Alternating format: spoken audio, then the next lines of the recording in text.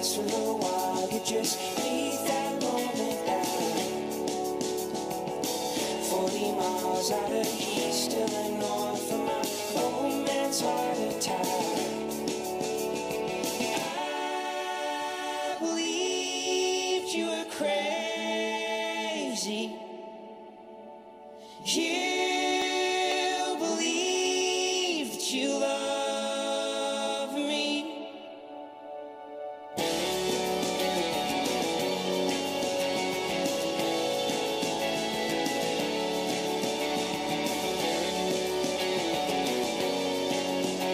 Believed you were crazy. I don't wanna bark here. Here, Black Hills, the collie wasn't really dangerous. Love, you just catch you coughing. What the hell are we gonna do? Black mile surface. Oh, I don't wanna be here anymore. It all tastes like poison. You can't open your eyes for a while. You just breathe that moment down. 40 hours out of home state, and I'm trying to translate you again. I believed you were crazy. You believed you loved me. You and me were a daydream. So lose your faith in me.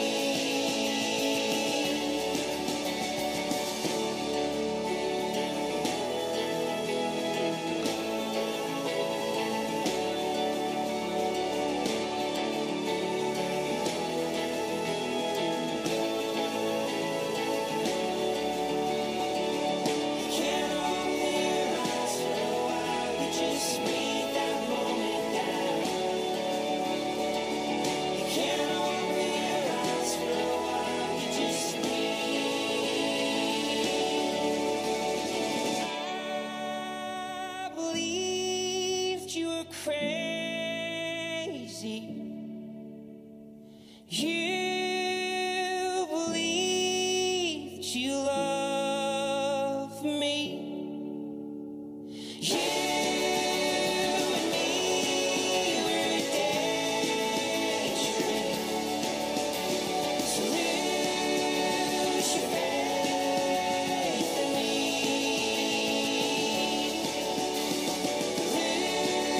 Lose your faith in me. Oh, lose your faith in me.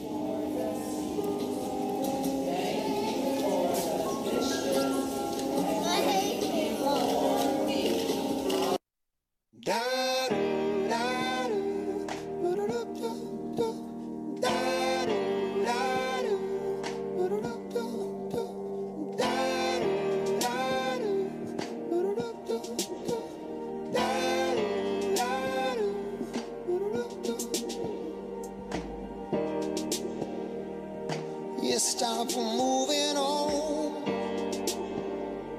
There's some things you can't forget. It's sinking us like a stone. I just wanna bury it.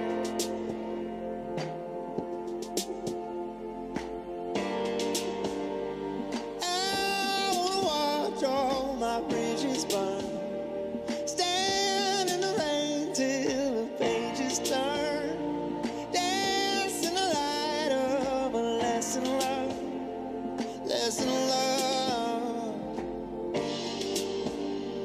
I wanna leave everything that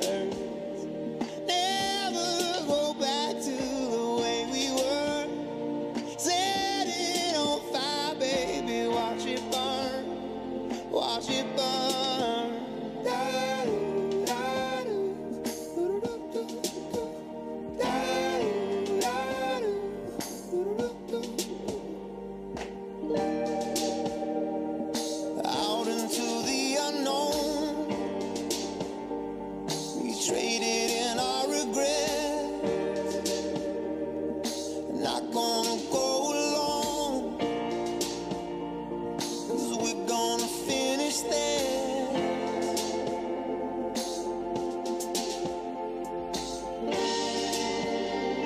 I'll watch all my bridges burn, stand in the rain till the pages turn, dance in the light of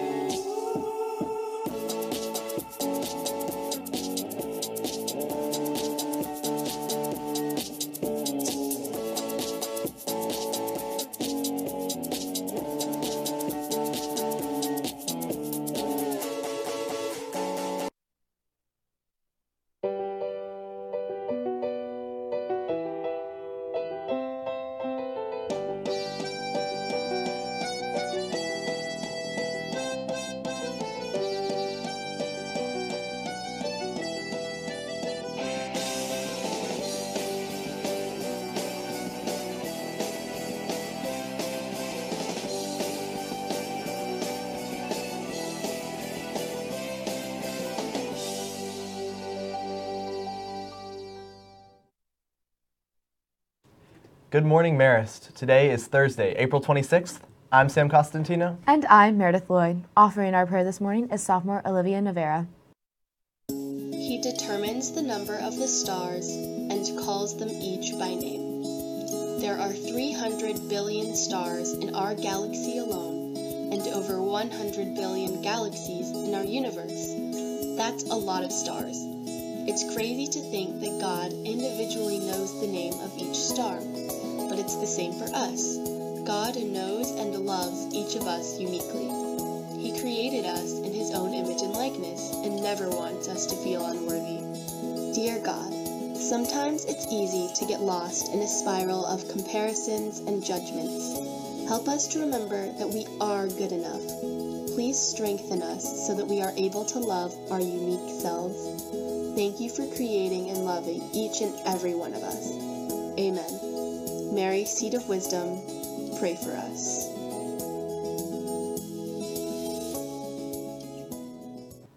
Thanks, Olivia. Keeping with that theme, Andrew Sullivan has a piece on the Share the Journey Club and its mission of acceptance.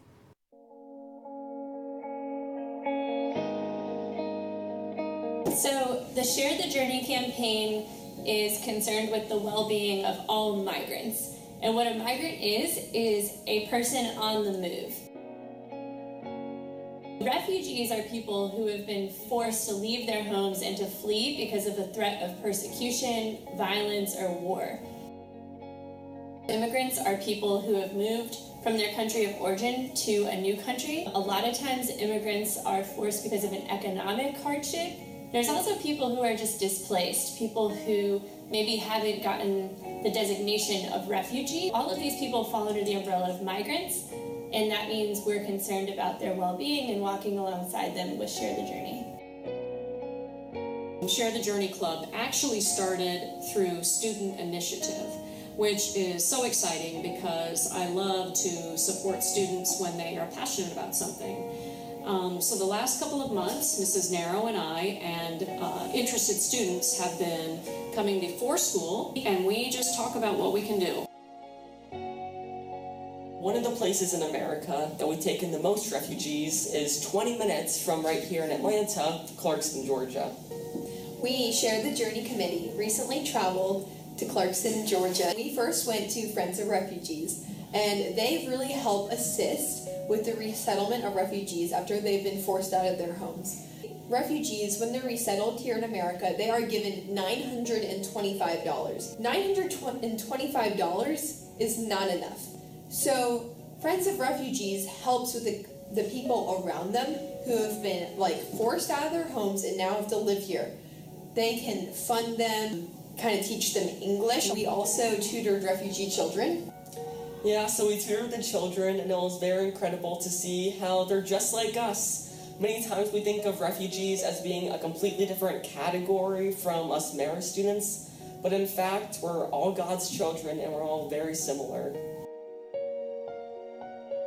One of the big events that we would like to do is there is a refugee soccer team, and we would love to have them come here and do an exhibition game, or for maybe us to go there, and just to be able to become more aware and to see and to get to know people who are refugees.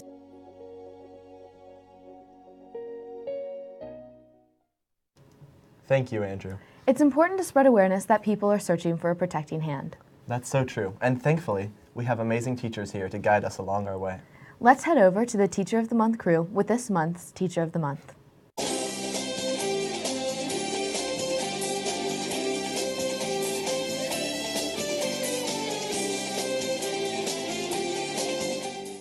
This month, we're recognizing a teacher who has 2 children and a wife that works at Marist. He coaches varsity boys soccer, has worked at Marist for almost a quarter of a century, and likes to make homemade pizza in his free time. We had the chance to sit down and talk with one of the classiest teachers on campus, Mr. Murphy.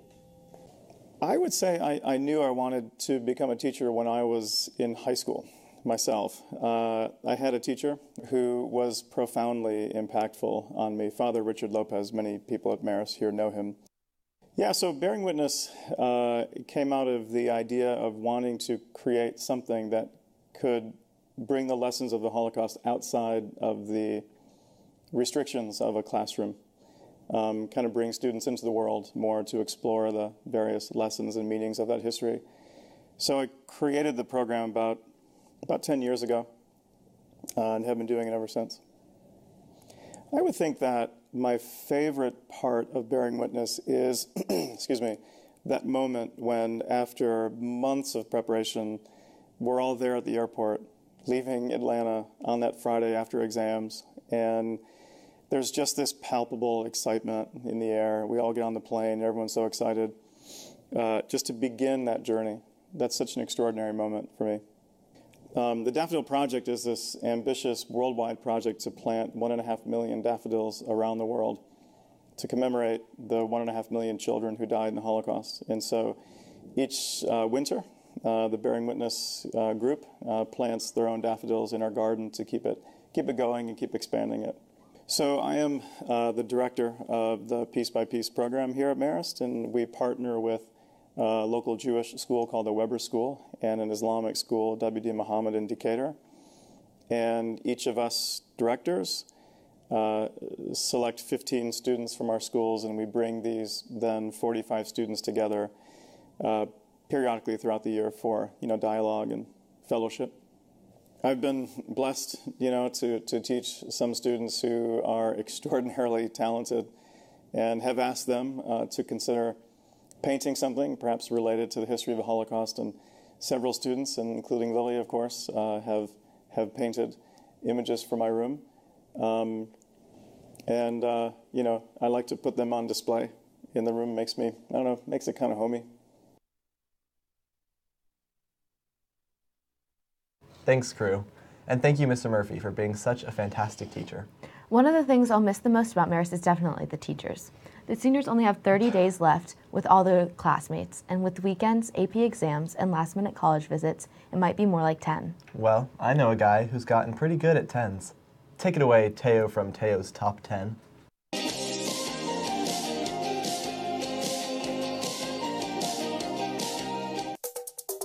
This week on Teo's Top 10, we're talking about the top 10 foods in the cafeteria. Woo! Number 10, some water. Can't go wrong with a little hydration. Number 9, chocolate milk. Got milk? I know you do. We got number 8 over here with Tyler. The good old salad, the healthy option. Number 7, the hoagie. And of course, you gotta get it nice and toasty like that. Of course. Of course. Number 6, the fruit cup. Hi, Miss Mary. Thanks, Miss Mary. The fruit cup. Number 5, the pizza. Mr. Laurie's. So, I was just thinking that pizza's probably the 5th best thing in the cafeteria. That's what I'm thinking. Number 4, the hot lunch. Oh, Nathan, is that lunch good? Let me try it. Oh yeah, that's definitely number 4. Number 3, the fries. Seamus. Hey man. Don't you love those fries? I do love those fries. Would you agree that these are the 3rd best things in the cafeteria? I think it's a 3rd. Enjoy. Number 2, all of the candy that we're missing from the cafeteria. We miss you. Number 1, what makes our cafeteria truly famous? A delicious chocolate chip cookie. Thanks for watching. I'll see you in the halls, Marist.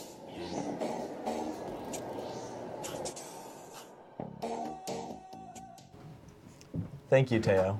We hope that has really illuminated your cafeteria options. And now to Sports Report.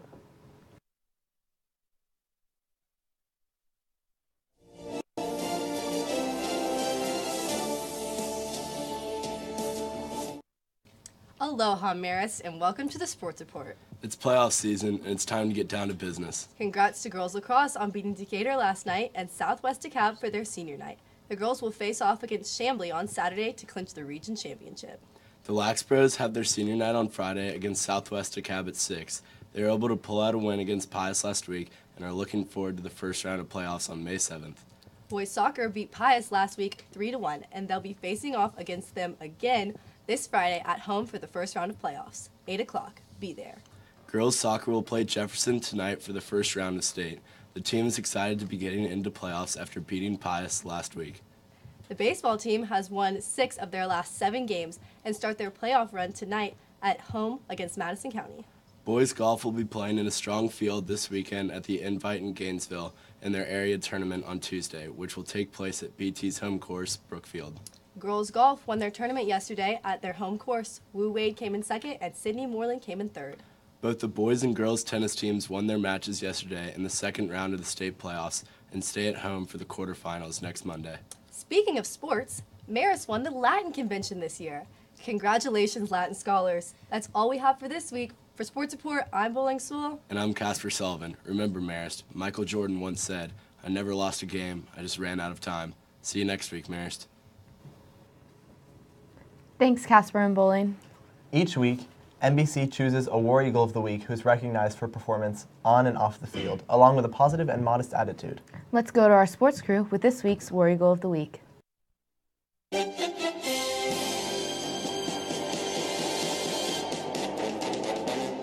This week's War Eagles of the Week highlight the boys and girls track team. One has 4 extra bones and one was born on 9/9/99. This week's War Eagles of the Week are Molly Sykes and Luke Hale. Now to Save with Molly and Luke. Thanks, Hannah. So, Molly, what's your favorite event? I would say my favorite event is either the 4x1 because it's really fun when we all get our handoffs, or the 300 hurdles because I just started that this year, and it's just fun to try something new. So, Luke, I heard you were injured in the off-season. How did you bounce back from that? Yeah, so last year at state I ruptured some fibers in the old Achilles, and so I had to completely switch my run up. I'm going from the other side, jumping off my right foot because that's the foot that's good, and I just had to relearn everything from scratch, and up until right about now I'm back to jumping off my left for sectionals. Track can be really hard sometimes, so how do your coaches help you through the difficult practices? Coach Bennett will always yell at us from across the track to run faster, which we're always trying to do, but it helps when he yells it at us. Or if we're really dying, he'll run alongside us as best as he can, and it always makes us laugh and helps us finish a really hard workout. So we have Coach K doing the same thing, but in her classic Russian accent, which is great when she's screaming at you and you don't know half the words she's saying, but you just got to go with the flow and pretend like you do. I'm learning some Russian from that. Do svidaniya. I think it means see you tomorrow. It's either that or jump higher. I forget. So what are your goals for sectionals this Saturday? My goals for sectionals are to advance in all 3 of my races, which are the 4x1, 4x4, and 300 hurdles, and to also help the rest of my team advance in as many races as I can. Thanks for being our War Eagles of the Week. Thanks for having us. I stuck keys in a Louis V. 12, I'm a G, ain't no stopping me. And my wrist is on overseas. Rich, you can talk to me. I don't even understand my plug talk.